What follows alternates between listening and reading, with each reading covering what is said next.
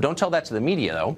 Like progressives everywhere, they see racists under every bed, even, believe it or not, at Evergreen State College in the state of Washington. Evergreen is one of the most left-wing schools in the Western Hemisphere, but its students have become convinced the place has been infiltrated by bigots. To root them out, progressives there have occupied administration buildings, ordered white people off the campus with the threat of force. Watch this. Hey, hey, ho, ho. These racist teachers have got to go. Hey, hey, ho, ho. Whiteness is the most violent system to ever breathe. Black power! Black power! Black power! It's not an accident that all of our administration is white. Right. It's not an accident. That is systematic as I'm tired of white people talking about what black and brown people need. You don't know. you and the police. While our leaders in Washington fret about Vladimir Putin and his bloggers, this is what's going on in the rest of America. Where are the people in charge exactly? Well, they're abasing themselves before their tormentors, of course. George Bridges, the cringing president of Evergreen, actually thanked the rioters as they screamed at him. He expressed his, quote, gratitude for their, quote, passion and courage in trampling the rights of everyone else. How did we get here exactly? Well, there are a lot of answers to that question, but a main one is this. The left's concerns for equal rights for all has been replaced by the diversity agenda, which is a destructive obsession with race. It trumps free speech, which is routinely suppressed in its name. It obviates the rule of law, which aggrieved parties can freely ignore, as you just saw. In the name of tolerance, it demands conformity. Its calls for justice are often an excuse for violence. It is totalitarian, and suddenly it is everywhere. What does this mean for the rest of us? Britt Hume is Fox's senior political analyst. He joins us, as he always does, for Perspective.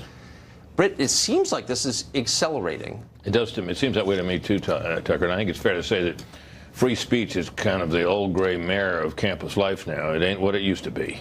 And in places such as University of Southern California, University of California at Berkeley, which was the birthplace, you may recall, of Mario Savio back in the 60s, yes, and the free speech movement, we now have efforts to suppress speech. We have protesters who heckle, either the threat of heckling or rioting leads to cancellations of scheduled speeches by the likes of Ann Coulter. You don't have to agree with Ann Coulter to believe that in this country she ought to be able to go and speak wherever she likes, and people should be free to attend, and she ought to be able to get her words out without being heckled into silence. But this in this day and age is what principally the left has come to. It's triumphed in a number of areas, civil rights being a conspicuous example, Tucker. But now that the great victories in these movements, civil rights, equal rights, have been basically won, they're looking for new fields to conquer, new grievances to work on, and now we have them wanting to suppress speech in the name of diversity, in the name of tolerance, and so on. It's remarkable. The people in charge of the left, its institutions, have a lot to lose here. I mean, a society where people aren't allowed to say what they think, where people are punished unequally based on their skin color, where the mob gets to determine policy. I mean, that is a real threat to the people in charge, and they're not speaking up to defend themselves. Well, the college administrators, I think, in this respect, are among the worst offenders. They're confronted with a choice. When a controversial speaker is about to appear on campus, and there are threats of heckling at the least and perhaps rioting at the most, they have two choices. One is, the thing they want to do is they want to avoid disturbing incidents. They want to avoid a riot. They want to avoid an incident when someone is shouted down. Right. The hard way to do that is to police the event sufficiently that you suppress that kind of behavior, the rioting and the heckling. The easy way to do it is to cancel the event. They are repeatedly now choosing the easy way. What's so striking is how little coverage any of this gets. I mean, you got to think that 10 years ago or 20 years ago, if a college campus, Evergreen is a place I've heard of, I mean, it's a real college apparently, were demanded that people of a certain skin color leave and then threatened anyone who stayed and then occupied all the buildings on campus, shut the place down. At least it would merit like a note on the front page of the New York Times. It's not there. No, it is not, and it is a story that the newspapers with their leftist sympathies don't find as interesting as stories about, white supremacists kills 2 in hate crime on train or wherever. It's just the way it works. And this is, part of what we experience daily in our biased media. But I wonder if this, the consequences of this, it's radicalizing an entire generation of students, not just on the left, but also on the right. There are kids who are taking their cues from this and believing it all, internalizing it, but there are others who are saying, I reject everything you say, and it's making them radical too, isn't it? Yeah, and I think, it's particularly disturbing that this is centered so much as it is on campuses, which are supposed to be the very places where controversial speech, even hate speech, can be heard and can be spoken.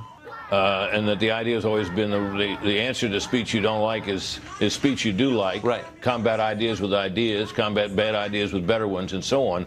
Campuses are supposed to be the place that nourish that atmosphere, and at the moment, in too many places, that's not happening. So let me just ask you, finally, a historical question. I'm not saying you were alive in the 50s, but just for the sake of argument. I was, let's say okay, you'll admit it.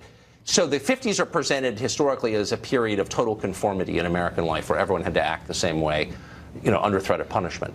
Was the conformity then as stifling as it is now? I don't think so. I don't think so. The point about the conformity then was, and I remember it well when I was coming through school, and there was a certain way kids tried to dress and right. tried to act and the things they liked. But I remember at that time when Bill Haley and the Comets came out with a song called "Rock Around the Clock" in the 50s. And it swept away with the music that it ushered in behind it. It swept away the big band sound and the crooning sound that had been so much. And there were people who thought that rock and roll and Elvis Presley were revolutionary and violation of all kinds of morals and all that. And of course, things didn't turn out that way.